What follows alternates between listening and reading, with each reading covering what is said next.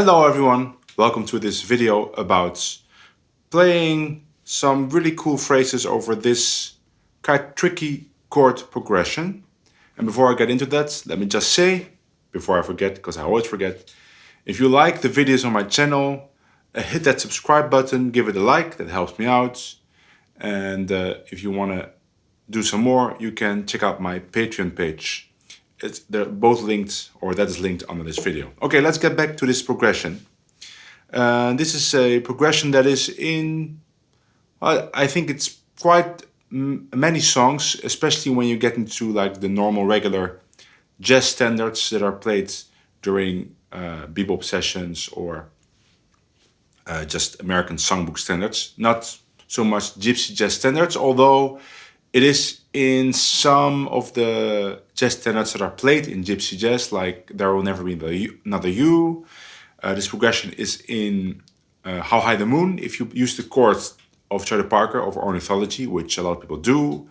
It is in On Green Dolphin Street, Have You Met Miss Jones, and many other songs. And it is a quick succession of two short 2/5s to the one chord. So if we're in F, I am in F, I was playing in F, then you get A minor D7, A minor 7 D7, G minor 7 C7 to 1 to F. And everything lasts a half bar. So 1, 2, 3, 4, 1, 2, 3, 4, 1, 2, 3, 4.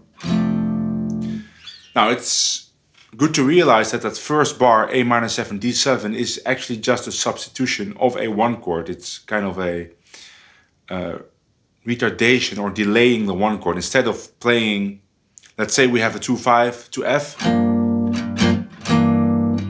and then we can, at the end of the song, we can play 1, 5, 1. But instead of playing 1, 5, 1, we're going to delay that first one chord and just play, so we get 1. And now we're not going to 1, we're going to play. So in fact, you could just play F over that A minor D7 because it goes by so quickly and it kind of has that function. So you could just play F, C7, F or F, G minor 7, C7, F. But for this video, I want to show you different approaches, different lines by great players. Most of the lines I've chosen actually try to outline the chords in some way or another. Some lines don't, but they still are interesting and they sound great. And I've selected lines covering the complete range of the guitar, so you have many options. You can experiment with them, maybe you can find your own lines based on these lines, but it's always a good idea if you find a progression that is tricky, and this progression is quite tricky, especially when it's fast, to find great examples and start with that. So let's get into it. First, I'm gonna show you all the phrases one by one, played slowly, and then I'm gonna play everything with a backing track. And you can practice with me, if you want to practice the licks, on Sound Slice, because there the tap is synced with my hands, and you can slow it down, you can loop it. So if you want to check that out, then click on the Sound Slice link under this video. Okay, so the first line is a lick by Moses Rosenberg, Stokely's younger brother, and it goes like this: 1, 2, 3, 4, 1.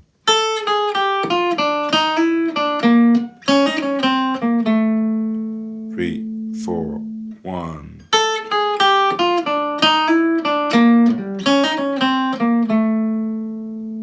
One more time. 1.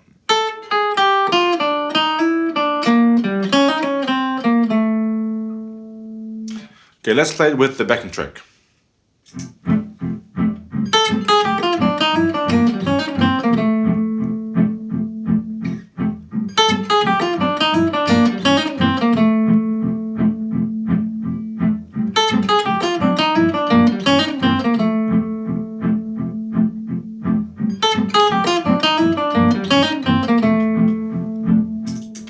Okay, great line. The next line is a line by Oscar Peterson, the piano player. And the nice thing about this line is it doesn't really try to outline all the chords.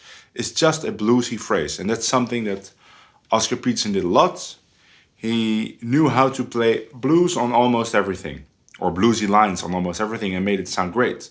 And his thing was interchanging between outlining the chords with bebop phrases and returning to this blues-based vocabulary, and of course, and everything with high virtuosity. Okay, so the line goes like this: 1, 2, 3, 4. 2,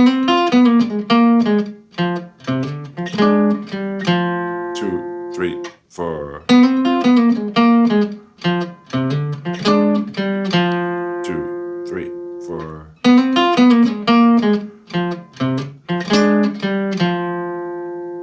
Great line. Let's play it with the backing track.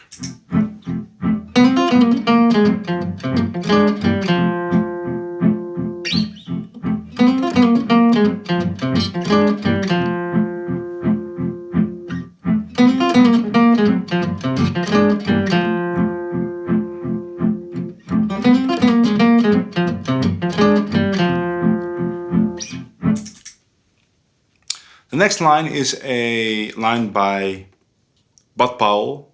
I've heard him play it, but I got it, I think, from Pasquale Grasso. But it is a Powell line, typical piano thing to do. It's very easy to play on guitar. I bet it's more difficult to do it on piano. And it goes like this: 1, 2, 3, 4. 2,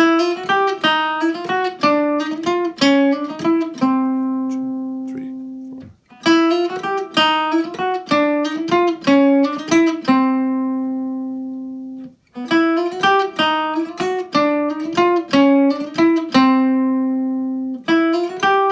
So I try to hit the first and the last note of all these patterns, and there's an upstroke in between, but you don't have to do that. If it's fast, I probably only do the first and the last note.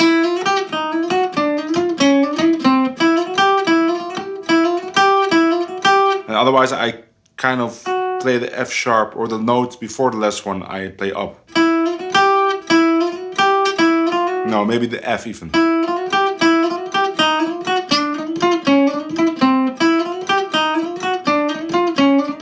But it doesn't really matter. As long as you hear the first and the last notes and have these other notes slightly in between, it's good. So let's play it with the backing track.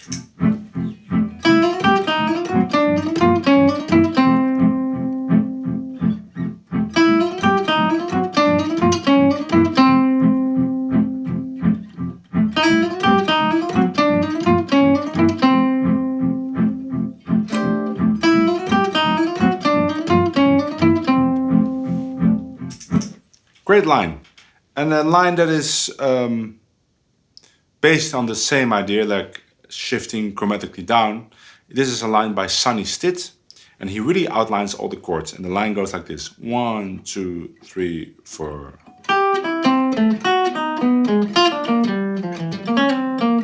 2, 3, 4.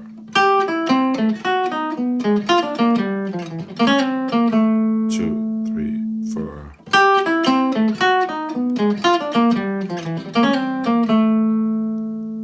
Great line. It's base simple idea, but then the triplets make it juicy, you know, kind of a juicy line. Let's play it with the backing track.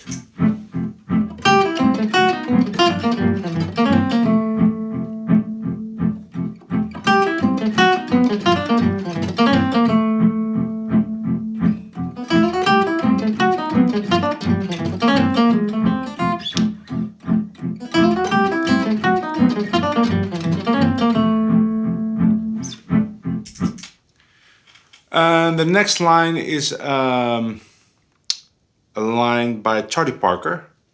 And I remember this line he plays on the original recording of Ornithology. And the line goes like this: 1, 2, 3, 4.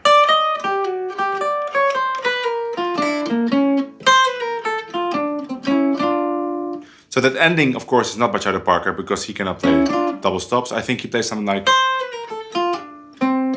something else, but I changed. That's a typical Powell thing to do, and I think it fits this line very well. Both are really bebop kind of phrases, so I combined them. 1, 2, 3, 4.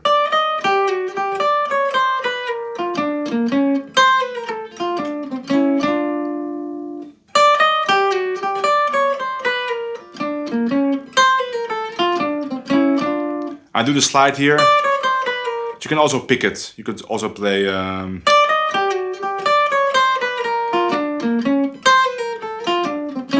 I like the slide. Let's play it with the backing track.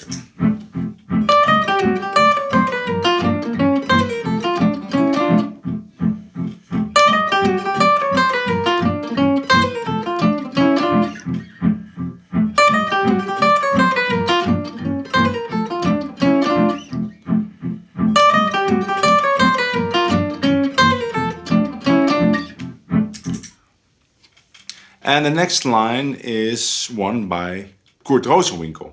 And now you think, oh, Kurt Rosenwinkel is probably a very modern line, but it isn't. It's really outlining the chords in a very simple way. And actually, most people, when they try to play this progression and try to outline every chord, so not trying to substitute something else, they're really trying to play all the chords or outline them in a very simple way, because there's so many chords, it will already sound, tasteful or interesting. So his line goes like this: 1, 2, 3, 4, 1. 2, 3, 4, 1. 2, 3, 4, 1. Very easy, just a D triad and a C triad with some chromatic notes in between. Oh, sorry, starts after the 1. 1.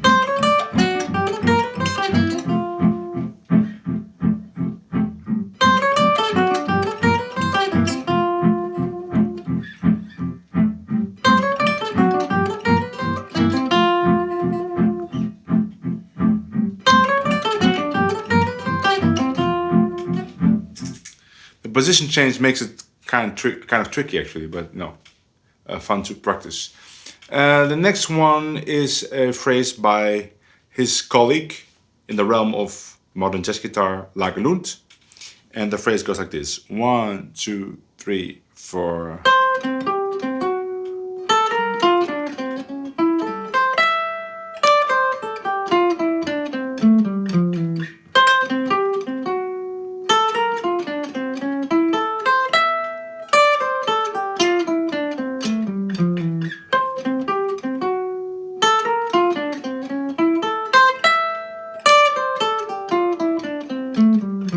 The nice thing is this. So he's playing an A triad on the C7. So you get a flat 9 and a 13. So that's called octatonic. That's one of the things he really likes to do. He likes to play that sound on dominant chords.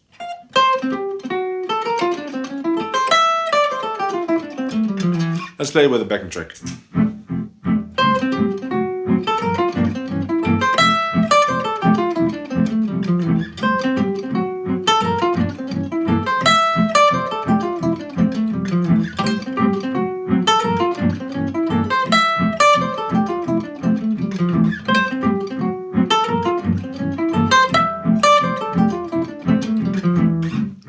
Okay, so I got 3 more lines for you. This first line is by saxophone player Seamus Blake. And a very simple line, but it starts on a place of the guitar that we didn't start. It starts on the roots of the first 2 chords on the D string. So it starts on the A on the D string. 1, 2, 3, 4.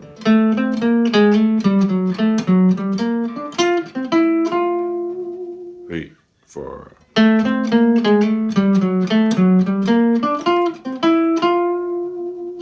More time.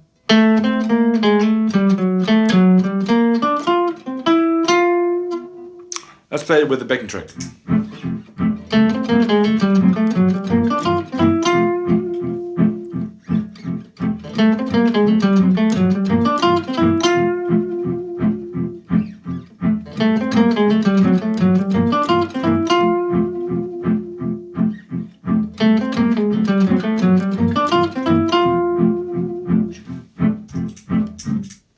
Next line is by Barron, the piano player. Played for years with Stan Getz, but he had a great career as a solo piano player. I saw him live a couple of times. Amazing. And this line has the same ending as the Seamus Blake one, so that's why I added it in. It's also at the same place of the neck of the guitar. And it goes like this. One starts before the bar. So 1, 2, 3.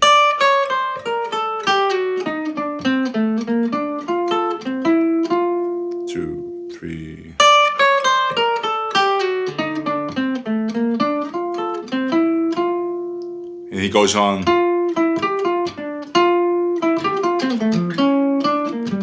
But that's not part, but that's a great line for F. Okay, one more time. 1, 2, 3.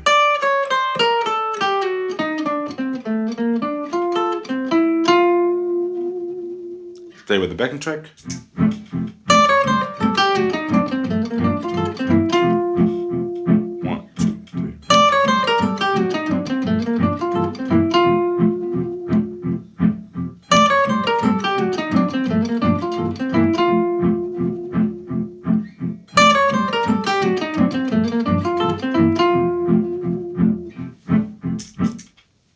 And the last line is by Stokely Rosenberg. Now, when Stokely plays this progression, he usually doesn't outline every chord. He either plays like 1, so on the A minor D7 he would just think F, or he plays A minor. So I've chosen a line where he plays A minor for that bar. So it starts on the 5th of the minor chord, so it's A minor set on the E, and the line goes like 1, 2, 3, 4.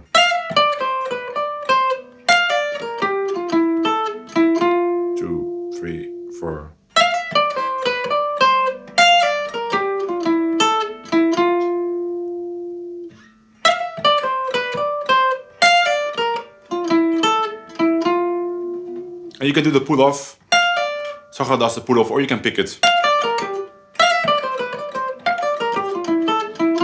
Doesn't make much difference. Okay, let's play with the backing track.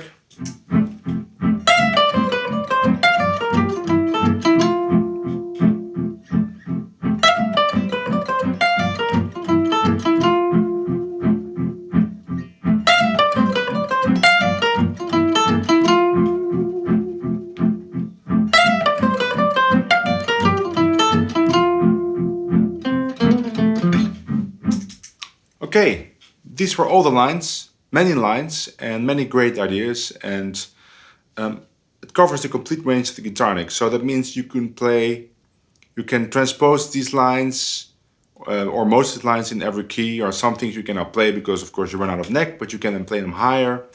I have more of these lines, but basically whenever I see this progression, I usually play one of these lines.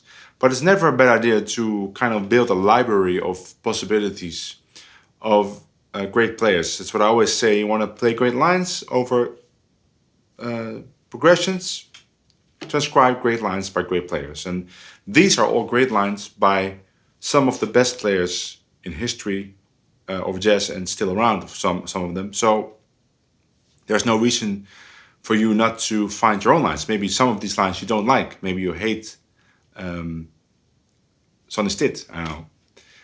Then you find your own lines, but even if you don't want to really play the lines for other people, you could still transcribe them to see the ideas. Like, oh, you could shift down a minor chord, right? Or, oh, you could play a minor for one bar. Or, oh, you could play great bluesy flavored lines. So it's a good idea anyway to transcribe. Either to just take the lines and put them in your own vocabulary, or to get ideas for creating your own lines. I hope you can use them. I bet you can. And if you know some other recordings that I should check out with these lines, let me know in the comments. And don't forget to click on the Sound Slice link if you want to practice all these lines on Sound Slice.